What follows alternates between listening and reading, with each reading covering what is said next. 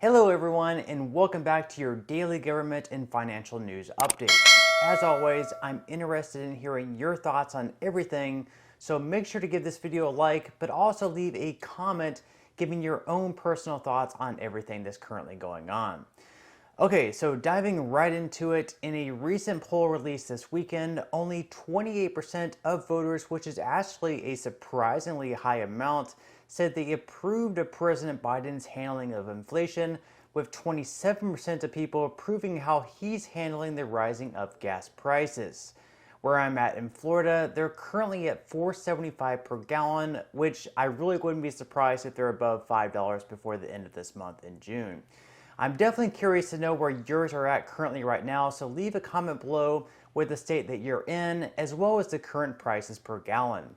Additionally, 37% of Americans approve of Biden's handling of the economic recovery, which is a 16 percentage point decline from nearly 1 year ago. This shows that it's not just you and me who are fed up with our purchasing power getting thinner and thinner each and every day. No, the vast majority of Americans are getting pretty tired of the situation. Furthermore, among Americans who report that they are very enthusiastic to vote in November, the economy and inflation are the most important issues. This really doesn't come as much of a surprise. Currently, Republicans outnumber Democrats in their stated enthusiasm to vote in the midterms. 57% of Republicans say they are very enthusiastic to vote, whereas just 44% of Democrats say they are. Among Americans who say they are the most enthusiastic, 66% say the economy will be extremely important in their vote, with 62% saying it's about inflation. And finally, 70% of Americans say that enacting new gun laws should be a higher priority, with just 29% saying the highest priority is to actually protect the right to own a wide variety of guns. 9 in 10 Democrats and 75% of independents agree that higher priority should be enacting new laws to reduce gun violence, whereas with Republicans, 56% say that we should instead be protecting the rights to own a variety of guns. So with everything in the economy going back and the pocketbooks of Americans getting thinner and thinner each and every day with prices continuing to rise, this is really President Biden's and the rest of the Democratic Party's Hail Mary to save their majority in Congress. Their only question is, can they get enough people emotionally fed up over guns to get them out to the polls to vote Democrat, even with the economy completely in the tank and showing no signs of getting better?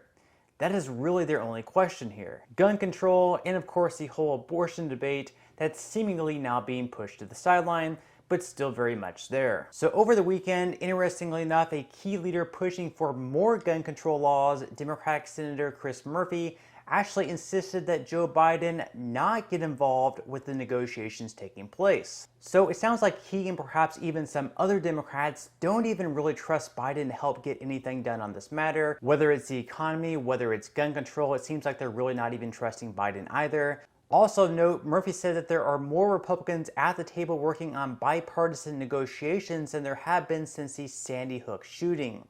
Among the Republicans working on the potential bill is Senator John Cornyn of Texas, who is trying to change the way we look at juvenile records and perhaps make it so 18 to 21-year-olds are unable to get a weapon if they had a previous problem with the law. Murphy also said they're not looking to ban assault or pass comprehensive background checks. Instead, he just wants to make progress rather than keeping the status quo for another 30 years. So it sounds like there's at least a decent chance that they will be getting something done here, since they do have bipartisan support with some Republicans, even if it's not as strict as some of the more left-leaning Democrats such as Beto O'Rourke would have wanted. Also over the weekend, President Biden's administration continued to look at ways to reduce inflation, and their latest idea is to reduce the tariffs on Chinese goods. These were originally imposed by former President Donald Trump, and they affect certain goods we purchase that could potentially be purchased for a lesser price from China. Now, even though Joe Biden already released a 3-point plan to combat inflation, he continues to look at other alternatives, as even members of his home party have been critical of his plan. Now, whether they're actually truly critical of his plan, or if it's more so just to distance themselves from Joe Biden's severe unpopularity, I really don't know. Ro Khanna, for example, said that while he supports the president's efforts, they need a bolder vision and faster action. He said to meet the moment, President Biden needs to convene an emergency task force empowered to lower prices and address shortages. Rather than a few ad hoc initiatives reacting to headlines, we need an all-out mobilization. Biden's current plan, of course, calls largely on the Federal Reserve and Congress to handle inflation.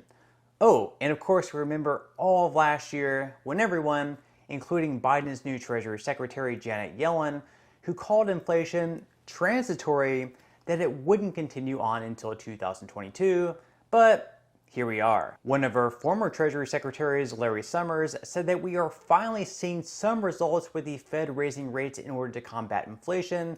Summers says that many companies are in fact now needing fewer employees, and a lot of them are actually having increased stockpiles of unsold items.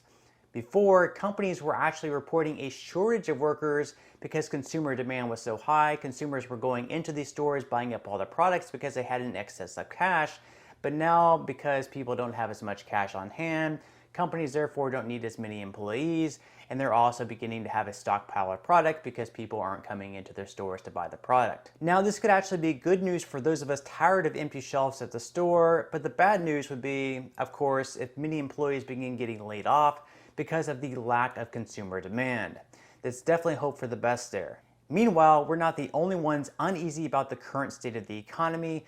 Tesla CEO Elon Musk recently told executives that he has a, quote, super bad feeling about the economy, and news also broke last week that he wants to cut 10% of jobs at Tesla, in addition to putting in place a hiring freeze due to his fears about the state of the economy. President Biden's response to Musk's thoughts were, let me tell you, while Elon Musk is talking about that, Ford is increasing their investment overwhelmingly. I think Ford is increasing the investment in building new electric vehicles, 6,000 new employees, union employees, I might add, in the Midwest. The former Chrysler Corporation, Stellantis, they are also making similar investments in electric vehicles. Intel is adding 20,000 new jobs for making computer chips. You know, lots of luck on his trip to the moon. I mean, you know. Now, whether President Biden realizes this or not, NASA is going to be using Elon's SpaceX company's rocket systems in order to get men to the moon once again. One Twitter user tweeted, LOL, Musk's trip to the moon is the centerpiece of the Biden administration's space policy. Good example of this administration's lack of interest in NASA. Another user tweeted, it isn't Elon Musk's trip to the moon, it is America's trip there. NASA picked SpaceX to help land astronauts on the lunar surface as part of NASA's Artemis mission. US astronauts are slated to return to the moon in 2025, a cool thing that Biden should not be dismissive about.